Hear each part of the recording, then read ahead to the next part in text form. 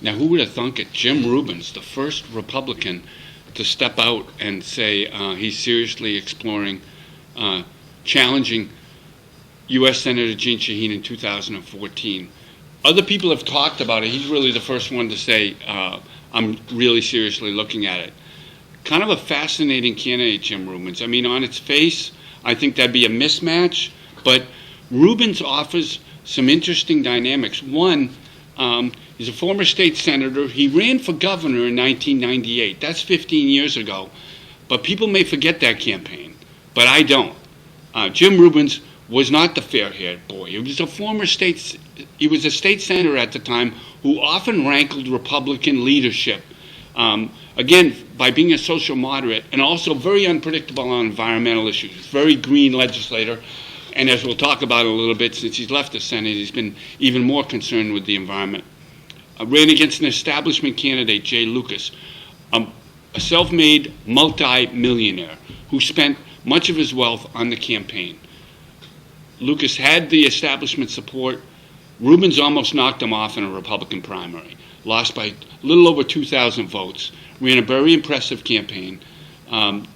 Jay Lucas went on to lose badly to former Governor Jeanne Shaheen. So what's Rubbens' profile as a U.S. Senate candidate? Comes off a very impressive kill casino effort.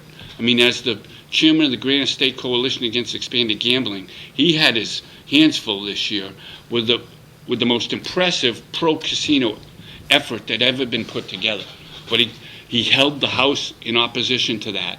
And I think it speaks to somebody who's hard to pigeonhole. As I said before, he's pro-abortion rights. He's basically said, I want a truce on social issues in a Republican primary. Good luck with that, with the anti-abortion activists very strong in the grassroots ranks of the GOP. He would probably need a crowded primary to win that primary, but he's very outspoken. He's very creative. He's been involved in union and concerned scientists as well. He stepped down from that, I think, in part to seriously explore this. He's talking about taxation as a Republican, a new tax on carbon. He says it would be revenue neutral. The polluters would probably disagree with that.